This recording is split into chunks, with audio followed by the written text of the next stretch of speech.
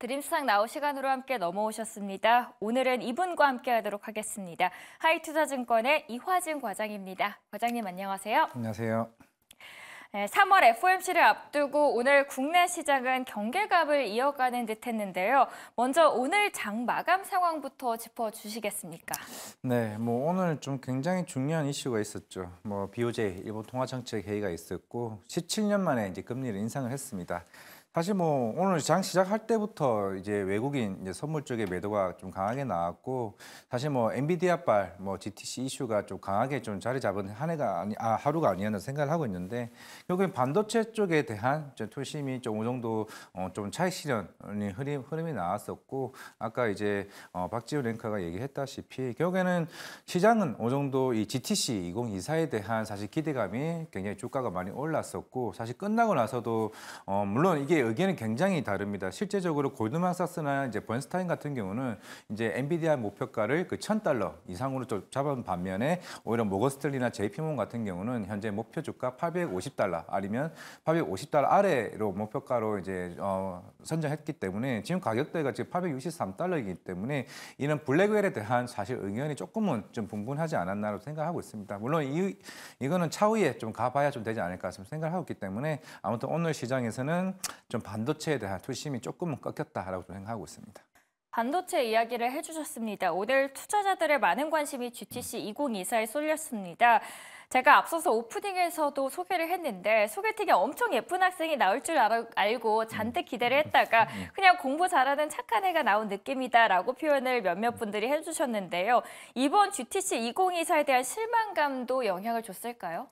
어떻게 보면 실망감이라기보다는 어떻게 이해를 못하지 않았나라고 저는 개인적으로 생각을 하고 있는데 저도 지금 엔비디아 오늘 시세를 보고 있는데 굉장히 좀 빠지고 있네요. 아무튼 결국에는 사실 실적으로 좀 답을 해주는 게 저는 맞다라고 생각을 하고 있습니다. 오늘 또 SK 하이닉스도 HBM3를 이제 양산을 이제 시작을 했고 사실 이게 1월 달, 2월 달 올해 들어오게 되면서 이제 반도체가 강한 주도 섹터로 좀 움직여 왔었고 사실 그런 이제 3월 달에 이 기대감 그리고 실적에 대한 기대감 이건 하나둘씩 이제 맞아 떨어지고 있는 상황이었습니다. 그동안 주가도 그렇게 움직여 왔었고 이제 남은 이제 모멘텀은 물론 이제 이번 주 마이크론 실적 발표도 있겠지만은 이제 4월 초에 이제 삼성전자 잠정 실적 발표 때 첫 번째는 과연 삼성전자의 반도체 영업이익이 얼마만큼 흑자 전환될 거냐. 물론 지금의 시장의 컨센은 1조 이상에 대한 흑자 전환을 좀 기대를 하고 있고 그리고 과연 여기서 향후에 감산 중단의 얘기가 나오냐 여부가 좀 굉장히 중요합니다. 그렇다는 거는 향후에 캐펙스 투자를 좀 더 늘릴 수 있을 것으로 보이고 있고 만약에 이제 SK 하이닉스가 이제 HBM3는 양산했기 때문에 이제 구체적으로 지금 마이크론이 2분기에 한다라고 얘기했기 때문에 그러면 삼성전자는 적어도 3분기나 4분기쯤에 이 양산 시기에 대한 조금 불확실성이 해소된다라고 하게 되면은 저는 투신 자체가 오히려 삼성전자 쪽으로 저는 갈 수 있다고 좀 생각을 하고 있습니다. 먼저 그러면은 그동안에는 SK 하이닉스가 HBM3E를 양산한다라고 해서 그러니까 양산하면서 엔비디아에 납품한다라는 소식 때문에 올랐었는데 엔비디아 이벤트는 한 차례 꺾였으니까 이제는 삼성전자를 보면 된다라고 말씀을 하시는 걸까요? 네, 그렇죠. 사실 작년 같은 경우는 좀 수요일에 대한 이슈가 있었기 때문에 하이닉스 쪽으로 비중이 굉장히 많이 들어갔고 물론 이제 애플도 테슬라도 AMD도 본격적으로 이제 AI 자체 개발 칩들을 하나둘씩 준비 중에 있고 최근에 이제 삼성전자도 이제 AMD 쪽으로 이제 고객사를 어느 정도 확실하게 좀 정해진 만큼 향후에 물론 엔비디아가 워낙 이제 크게 시장을 잡아가고는 있지만은 사실 삼성전자도 좀 고객사 다변화를 통해서 이런 수율적인 문제를 좀 해결해 나가는 좀 방식이 되지 않을까 생각을 하고 있는데 물론 이번 GTC에서 이제 삼성전자가 HBM3에 관련된 12단 적층 반도체를 이제 물론 이제 그 젠슨왕 이제 회장한테 보여주고 이게 얼마만큼 향후에 시장에 대한 분위기를 판도를 바꿀 수 있을지 여부도 저 중요하다고 생각을 하고 있습니다. 그런 기술적인 측면에서 어느 정도 결국에는 이번 블랙웰도 나왔겠지만은 결국에는 사실 이게 전장 시장이나 우리가 좀 더 넓은 이제 좀 확장성에서 좀 봤을 때는 이런 반도체에 대한 조금 고성능에 대한 부분도 충분히 나중에는 좀 상용화될 것으로 보이고 있기 때문에 지금 이 시장에서는 삼성전자 늦었지만은 그 뒷시장에서는 이제 SK 하이닉스가 선점한 시장을 얼마만큼 좀 뺏어가느냐가 좀 관건이 될 것으로 보이고 보이고 있기 때문에 충분히 저는 이번 콩콜 조금 내년과는 좀 달라진 모습으로 삼성전자가 바뀌지는 않을까 좀 개인적으로 생각하고 있습니다. 삼성전자로 눈을 돌려보면 이번에 기다리고 있는 미국 반도체 학회라고 해서 mem콘이 있는데 네. 여기에서도 CXL이 주인공이잖아요. 네. 메모리 리더십에서 밀린 삼성전자가 포스트 HBM, CXL의 승부수를 던질 수 있을까요? 그럼 이번에? 예, 어떻게 보면 SK 하이닉스보다는 CXL 쪽에서는 삼성전자가 좀 더 이제 우위에 있는 측면이고, 물론 최근에 뭐 네오셈이나 이런 다양한 업체들과의 그런 제휴나 이런 부분들이 어느 정도 좀 준비는 좀 되어 왔다고 생각하고 있습니다. 물론 사실 CXL보다는 HBM 시장 규모가 더 크긴 하겠지만은 결국에는 이 시장 자체가 놓칠 수는 없는 이제 시장이고, 물론 지금 삼성전자가 다시 좀 부정을 하고는 있기는 하지만은 그동안 NCF 필름을 쓰고 있다가 결국에는 나중에 관련된 이제 NUF 이제 방식으로 추진한다는 걸 부인은 하긴 했습니다. 제가 볼 때는 그걸 이미 넘어가고 있는 것으로 보이고 있습니다. 그렇게 된다라고 하게 되면은 결국에는 이제 SK 하이닉스 쪽에는 일단은 제가 볼 때 1라운드는 승리라고 좀 생각을 하고 있고, 과연 이 2라운드가 결국에는 내년 말이나 내후년을 위한 특히 HBM4 시장에서 과연 어떤 누가 이제 우위에 올라올까? 사실 지금 시장보다는 그때 시장이 더 큰 규모입니다. 그때 따라잡는다라고 얘기를 했을 때 만약 이번 콩쿠르에서 삼성전자가 증설에 대한 얘기나 향후에 좀 강력한 투자 모멘텀이 나온다라고 하게 되면은 결국 기존의 이 HBM 시장을 한미 반도체가 또 같이 또 가져갈 것이냐, 아니면은 새로운 이제 기존에 가지고 있는 HBM을 만들어주고 있는 이제 TC본들 만드는 회사들이 새롭게 이제 부각이 될 거냐가 좀 중요하지 않을까 생각을 하고 있습니다. 그렇다면 지금 SK하이닉스를 보유하고 계신 분들께서는 네. SK하이닉스를 지금쯤 정리를 하고 삼성전자 쪽으로 그 돈을 투자를 해도 되는 건 어떻게 생각하십니까? 그렇지는 않고 결국에는 이 시장 규모가 똑같은 1조가 있으면은 삼성전자가 들어와서 SK 하이닉스 비중이 줄어들지는 않습니다. 오히려 시장 규모가 더 커지는 거지. 결국에는 물론 오늘부터 양산에 들어갔기 때문에 뭐 1분기 때 HBM 그 3E에 대한 실적의 뭐 가이던스도 충분히 나올 거고, 결국 2분기 때부터 본격적으로 SK 하이닉스는 미국 HBM 쪽에서 매출이 강하게 좀 올라온다는 좀 생각을 하고 있습니다. 그렇기 때문에 SK 하이닉스도 사실 여기서는 계속 꾸준히 좀 올라갈 수는 있습니다. 대신에 그 수급 요인 자체가 이제 삼성전자 워낙 주가가 못 올라왔었기 때문에 오히려 낙폭 과대주로서의 어느 정도 탄력성이 충분히 좀 있을 거라고 생각하고 있기 때문에 굳이 SK 하이닉스를 팔고 삼성전자를 가자는 좀 아닌 것 같고, 오히려 반도체 포트에 없는 주주들 같은 경우는 오히려 다른 섹터 위주로 있다라고 하게 되면은 삼성전자로서도 제가 볼 때는 기회 요인이 있지 않을까라고 생각하는 그런 차원에서는 좀 전략을 짜는 게 낫지 않나 생각하고 있습니다. 네. 삼성전자, SK하이닉스에 대한 이야기 나눠봤고요. 이번 주 슈퍼 주총 시즌에 돌입이 됐습니다. 주총 시즌 주요 이슈와 증시에서 어떤 점들을 눈여겨보면 좋을까요? 지금 어느 한 기업의 주총에 따라서 밸류 관련주들이 쫙 빠지고 막 그렇게 움직이죠. 그게 삼성물산인가요? 지난주 삼성물산이었죠. 근데 이것도 사실 이게 행동주의 펀드들이 뭐 계속 꾸준히 뭐 향후에 뭐 배당을 막 많이 늘려라, 자산 수강 이만큼 해라. 근데 애초에 그거 지분율 자체가 사실 삼성물산은 잽이 안 됐습니다. 어차피 이게 부결될 거는 시장에서는 알고 있음에도 불구하고 그래도 밸류업 하니까 그러면 삼성물산도 어느 정도 이런 주주들이 요구를 들어주겠지라고 생각을 하겠지만은 약간 좀 예민하게 좀 반응을 하지 않았나라고 생각을 하고 있습니다. 물론 우리가 밸류업 프로그램을 한다는 건 자율적 공시를 정도 요구를 하는 사항이었지만은 이번 주말에도 얘기가 나왔던 거는 특히 연기금 같은 경우도 향후에 이런 미행, 그러니까 우리가 그 기업이 향후에 주총 때 아니면은 그런 자율적 공시에 대한 그 밸류업에 대한 관련된 조금 미이행했을 때에 대해서 향후에 투자를 하지 않겠다. 결국에는 좀 반강제적으로 좀 움직이지 않을까 생각을 하고 있습니다. 그만큼 우리나라 이런 지주사들이나 아니면 금융 같은 경우는 대부분 다 기간의 수급이 굉장히 좀 중요한 측면이 있고, 대부분이 연기금이나 이런 국민연금 같은 경우는 대부분이 이제 그 지분을 꽤 많이 좀 보유한 측면이 있었기 때문에 아마 제가 봤을 때는 향후에 좀 밸류 관련해서 좀 반강제적으로 저는 충분히 좀 이행하지 않을까 좀 생각을 하고 있습니다. 파랗게 물든 증시 탓에 로봇주 약진은 더욱더 돋보였습니다. 사실 최근 들어서 로봇 회사들의 초기 비용에 들어가는 돈이 너무 많기 때문에 주가의 발목을 잡았는데 이달 들어서 범위를 좀 넓혀봤더니 로봇주들이 최대 19% 넘게 상승을 하면서 강세를 보여주고 있거든요.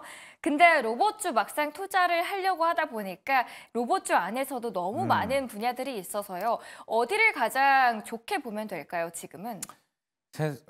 사실 지금 시장 자체가 인건비는 안 줄어들고 물가도 생각보다 안 잡히다 보니까 사실 이거에 대체할 수 있는 거는 협동 로봇이라고 좀 생각을 하고 있습니다. 우리가 큰 틀로 봤을 때는 산업용 로봇이 있고 일반 협동 로봇이 있는데 특히 산업용 로봇 같은 경우는 사실 실적이 계속 꾸준히 안 좋아지고 있죠. 그 이유가 이 대다수에 대한 수요처는 중국입니다. 중국 자체가 워낙 제조업이 빠르게 안 살아나다 보니까 산업용 로봇에 대한 수요가 크게 줄어들고 있고 오히려 특히 북미 쪽은 특히 서비스업이 많은 이쪽 같은 경우는 사실 우리가 일반 최저임금을 치더라도 제가 적어도 200만 원 이상이 든다라고 가정했을 때 한 달에 일반적으로 우리가 로봇을 쓰면은 뭐 커피숍이 예를 들면 한 달에 그 약정 금액이 160만 원이 안 됩니다. 그만큼 160만 원을 쓰고 24시간 돌려도 됩니다. 커피숍, 커피 바리스타 커피 있다라고 하게 되면 그만큼 그런 비용적인 측면에서도 굉장히 우수한 흐름이 있기 때문에 특히 두산 로보틱스 같은 경우는 북미 판매 채널이 굉장히 꾸준하게 지금 올라오고 있습니다.